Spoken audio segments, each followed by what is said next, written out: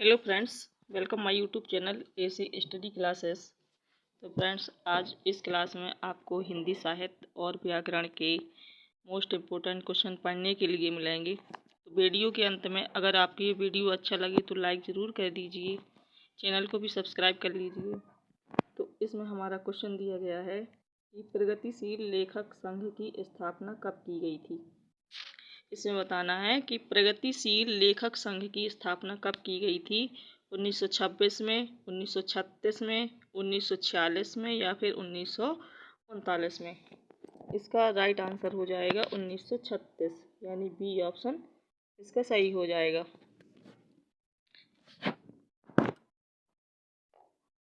उन्नीस सौ छत्तीस में सज्जाद जहीर, कौन? सज्जाद जहीर और डॉक्टर जो मुल्क राज आनंद थे, इनके प्रयत्नों से भारतवर्ष में इस संस्था की शाखा खुली और प्रेमचंद की अध्यक्षता में, इसके अध्यक्ष कौन थे? प्रगतिशील लेखक संघ के जो अध्यक्ष थे वो कौन थे? मुंशी प्रेमचंद। तो प्रेमचंद की अध्यक्षता में ये लखनऊ में इसका प्रथम अधिवेशन हुआ था। कहाँ पर हुआ था? लखनऊ में। अगला क्वेश्चन है कि सप्तपर्णा किसकी कृति है? सप्तपर्णा सूर्यकांत त्रिपाठी निराला की। इनका ये पूरा नाम बता रहे हैं हम। जो प्रसाद लिखा है इनका पूरा नाम है जयशंकर प्रसाद, महादेवी वर्मा, सुमित्रा नंदन पंत। तो इसका जो राइट आंसर है वो हो जाएगा महादेवी वर्मा। सप्तपर्णा महादेवी वर्मा की क्या है? एक कृति है, रचना है। इस कृति में, इसमें सप्तपर्णा में महादेवी वर्मा का प्रेरणा निवेदन देखने को मिलता है।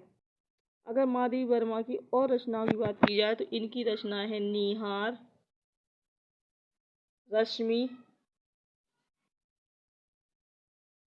नीरजा, निहार, रश्मि, नीरजा, सांदगीत, दीपशिखा और यामा। ये किसकी है? महादेवी वर्मा की और रचनाएं हैं। अगला क्वेश्चन है कि किस महाकाव्य को विद्वानों के लिए औषधि माना जाता है? कृतार्जुनीयम, शिशुपाल वधम, रघुवंशम या फिर न्यसधी चरितम।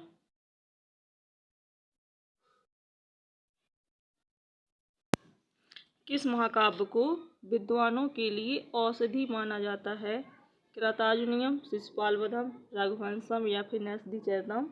इसका जो राइट आंसर हो जाएगा वो होगा कौन सा? न्यसधी चरितम। जो न्यसधी चरितम महाकाव्य है इसको विद्वानों के लिए क्या माना गया? औषधि माना गया है। अगला क्वेश्चन है कि रीति काल को श्रृंगार काल किसने कहा? रीति काल को श्रृंगार काल कहा है, किसने कहा है बताना है। आचार्य रामचंद्र शुक्ल ने कहा, आचार्य विश्वनाथ प्रसाद मिश्र ने, मिश्र बंधु ने या फिर रमाशंकर शुक्ल रसाल ने। इसका राइट आंसर हो जाएगा बी ऑप्शन, आचार्य विश्वनाथ प्रसाद मिश्र ने क्या कहा? रीति काल को श्रृंगार काल की संज्ञा प्रदान की। जो मिश्र बंधु थे, मिश्र बंधुओं ने रीति काल को अलंकृत काल कहा। मिश्र बंधुओं ने रीति काल को क्या कहा? अलंकृत काल। रामचंद्र शुक्ल ने रीतिकाल को रीतिकाल ही कहा है। जो रमाशंकर शुक्ल रसाल हैं इन्होंने रीतिकाल को कलाकाल कहा। रमाशंकर शुक्ल रसाल ने रीतिकाल को क्या कहा? कलाकाल। रामचंद्र शुक्ल ने रीतिकाल को क्या कहा? रीतिकाल ही कहा है। मिश्र बंधुओं ने रीतिकाल को क्या कहा? अभी हमने बताया कि रीतिकाल को मिश्र बंधुओं ने क्या कहा, तो ये कहा है अलंकृत काल। क्या कहा? अलंकृत काल। इसका राइट आंसर क्या हो जाएगा? आचार्य विश्वनाथ प्रसाद मिश्र। विश्वनाथ मिश्र ने रीतिकाल को श्रृंगार काल कहा है। अगला क्वेश्चन है कि प्रजा हितैषी नामक पत्र के संपादक थे। प्रजा हितैषी नामक पत्र के संपादक कौन थे? राजा शिव प्रसाद सितारे हिंद, राजा लक्ष्मण सिंह, मुंशी सदर सुखलाल या फिर लल्लू लाल। इसका राइट आंसर क्या हो जाएगा?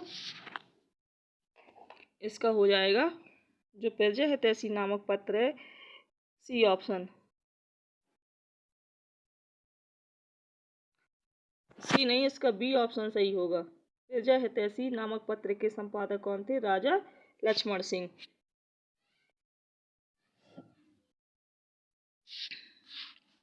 राजा लक्ष्मण सिंह ने 1860 ईस्वी में, किस सन में? 1860 में आगरा से, कहाँ से निकाला गया इसको? आगरा से।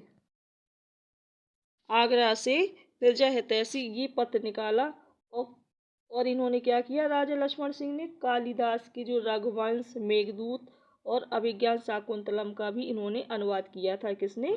राजा लक्ष्मण सिंह ने। अगला क्वेश्चन है, ऊधव शतक के रत्न लेखक कौन है? ऊधव शतक के लेखक पूछा गया है, तो इस रत्नाकर, नंददास, सूरदास या फिर सेवाराम। ऊधव शतक के जो लेखक हैं वो है रत्नाकर। इनका पूरा नाम क्या है? जगन्नाथ दास रत्नाकर।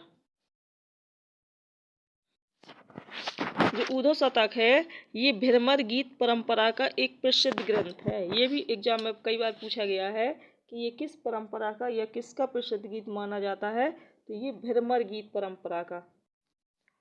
इसके लेखक कौन थे? जगन्नाथ दास रत्नाकर। अगला क्वेश्चन है कि किस रचना में कुट्टनियों का वर्णन किया गया? कुट्टनियों का कादम्बरी में, मृच्छकटिकम, दस कुमार चरितम या फिर रत्नावली। इसका राइट आंसर हो जाएगा रत्नावली में। रत्नावली रचना में क्या किया गया? कुट्टनियों का वर्णन किया गया। अगला क्वेश्चन है कि अंधा युग के लेखक कौन है? अंधा युग के लेखक पूछा गया है, गिरजा कुमार माथुर, धर्मवीर भारती, मुक्तिबोध या इनमें से कोई नहीं। इसका राइट आंसर क्या हो जाएगा? धर्मवीर भारती। बी ऑप्शन इसमें सही हो जाएगा। तो अंधा युग है ये धर्मवीर भारती की क्या है? एक रचना है। अगला क्वेश्चन है कि निम्नलिखित में पुल्लिंग शब्द कौन सा है? इसमें पुल्लिंग शब्द बताना है कि सरसों है, मकई है, सारस है, मूंग है। तो अगर हमें पुल्लिंग शब्द छांटना हो, देखना हो कि कौन सा है, तो इनका हम एक वाक्य बनाएंगे। जैसे सरसों दिया गया है, इसका राइट आंसर हो जाएगा सी ऑप्शन, सारस। अब कैसे? जैसे सरसों है तो अगर हमने इसका वाक्य बनाया तो क्या सरसों देखा? नहीं आएगा ना। सरसों देखी, मकई देखी, मकई खाई, मूंग खाई, मूंग देखी, ऐसे इसका वाक्य बनाएंगे। लेकिन जो सारस है, सारस देखी नहीं आएगा। क्या आएगा? सारस देखा। सारस पक्षी था, वहाँ पर क्या था? एक सारस पक्षी था। तो ये इस प्रकार से ये पुल्लिंग हो जाएगा सारस। अगला क्वेश्चन है कि कलाधर किस कवि का आरंभिक उपनाम है? सुमित्रानंद पंत का, राम कुमार वर्मा का, जयशंकर प्रसाद का या सूर्यकांत त्रिपाठी निराला का? तो इसका राइट आंसर हो जाएगा जयशंकर प्रसाद। कलाधर किस कवि का नाम था? तो ये था जयशंकर प्रसाद का। अगला क्वेश्चन है कि तुलसीदास किस दार्शनिक मत के भक्त कवि थे? जो तुलसीदास थे किस दार्शनिक मत के क्या थे? भक्त कवि थे।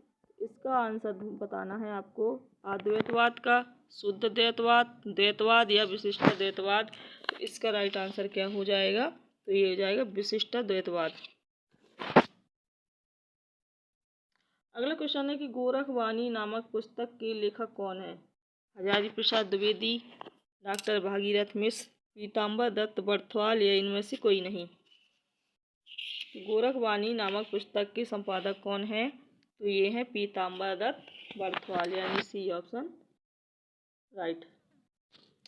अगला क्वेश्चन है कि रूपाम्बरा किसकी रचना है? रूपाम्बरा पूछा गया है, आज्ञे की, मुक्तिबोध, नेमिचंद जैन या भारत भूषण अग्रवाल। तो ये किसकी रचना है? तो ये आज्ञे की है। ये ऑप्शन इसमें सही हो जाएगा। अगला क्वेश्चन है कि निम्नलिखित में से कौन सा शब्द स्त्रीलिंग नहीं है? इनमें से कौन सा एक शब्द स्त्रीलिंग नहीं है बताना है। झुरमुट, अंत्येष्टि, इच्छा या फिर निराला। इसका राइट आंसर क्या हो जाएगा? तो ये होगा झुरमुट। ये क्या है? एक स्त्रीलिंग शब्द नहीं है, बल्कि ये कैसा है? पुल्लिंग है। अगला क्वेश्चन है कि कामायनी को मानवता के रसात्मक इतिहास की संज्ञा प्रदान की है किसने? कामायनी को मानवता के रसात्मक इतिहास की संज्ञा किसने प्रदान की?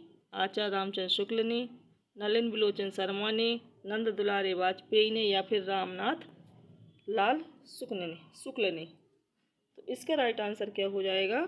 ये होगा सी ऑप्शन, नंद दुलारे वाजपेयी ने। अगला क्वेश्चन है कि ज्ञानबोध किसकी रचना है? सुंदरदास की, मलुकदास की, रज्जब की या इनमें से कोई नहीं? तो ज्ञानबोध ये किसकी रचना है? तो ये है मलुकदास की। बी ऑप्शन इसका सही हो जाएगा।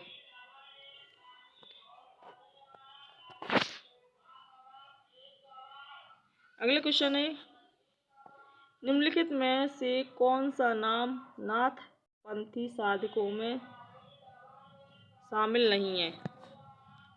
कौन सा नाम है जो नाथ पंथी साधकों में शामिल नहीं है? जलंधरी पाव, भरथरी, कन्हप्पा या फिर चुड़करनाथ?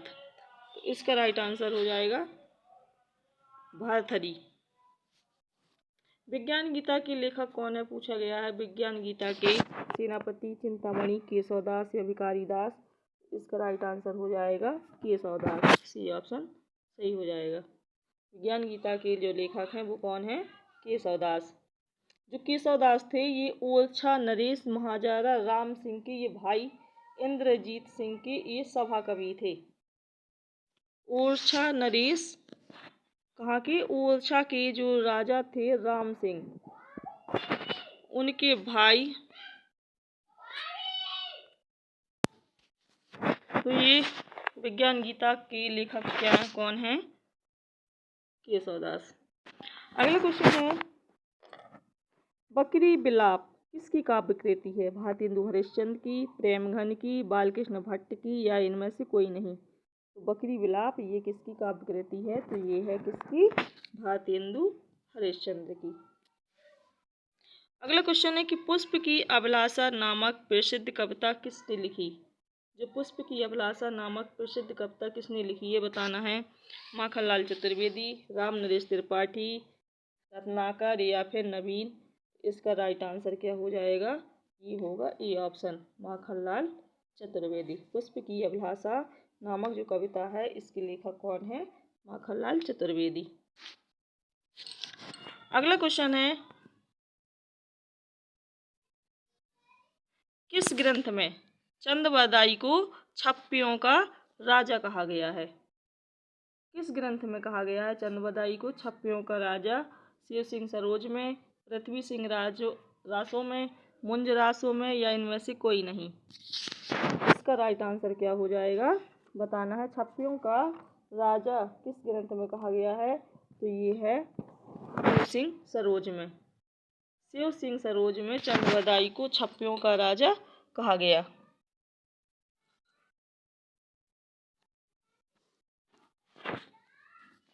अगला क्वेश्चन है कि भारतेंदु युग का कौन सा कवि पुष्टि मार्ग में दीक्षित था? भारतेंदु युग का कौन सा कवि था जो पुष्टि मार्ग में क्या था? दीक्षित था। बताना है। बालकृष्ण भट्ट, भारतेंदु हरिश्चंद्र, बद्री नारायण चौधरी, प्रेमघन या प्रताप नारायण मिश्र? तो राइट आंसर क्या हो जाएगा? भारतेंदु हरिश्चंद्र। बी ऑप्शन सही हो जाएगा। अगला क्वेश्चन है कि आत्मबोध किसकी रचना है? गोरखनाथ की, जलंधर नाथ की, मत्स्येंद्र नाथ की या फिर चरपटनाथ की?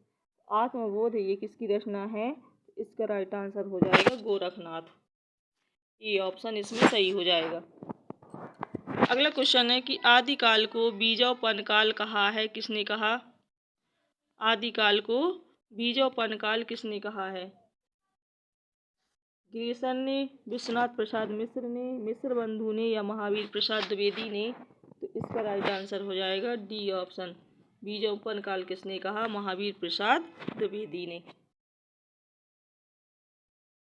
जो जॉर्ज ग्रीसन थे इन्होंने आदिकाल को चारण काल कहा है। जॉर्ज ग्रीसन ने क्या कहा? आदिकाल को चारण काल।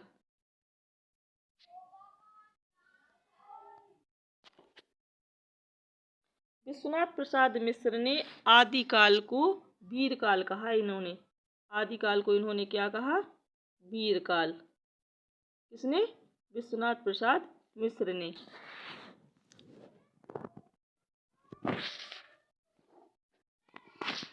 जो मिस्र बंधु हैं इन्होंने आदिकाल को मिस्र बंधुओं ने आदिकाल को क्या कहा? प्रारंभिक काल। मिस्र बंधुओं ने क्या कहा? प्रारंभिक काल। तो इस प्रकार इसका राइट आंसर क्या हो जाएगा? महावीर प्रसाद द्विवेदी। अगला क्वेश्चन है कि हृदय का मधुभार ये काव्य रचना किसकी है? शुक्ल की, प्रसाद की, सुमित्रानंद पंत की या सूर्यकांत त्रिपाठी निराला की? इसका राइट आंसर क्या हो जाएगा? रामचंद्र शुक्ल। हृदय का मधुभार ये किसकी रचना है? आचार्य रामचंद्र शुक्ल की। अगला क्वेश्चन है कि हल्दी घाटी वीर रस प्रधान प्रबंध काव्य है किसका है?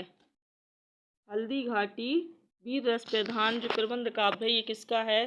श्याम नारायण पांडे का, नवीन का, सोहनलाल द्विवेदी या इनमें से कोई नहीं। तो इसका राइट आंसर हो जाएगा श्याम नारायण पांडे, यानी इसमें ए ऑप्शन सही हो जाएगा। तो फ्रेंड्स ये हिंदी साहित्य और व्याकरण के मोस्ट इम्पोर्टेंट क्वेश्चन थे जो आपने इस वीडियो में पढ़े हैं, कवर किए।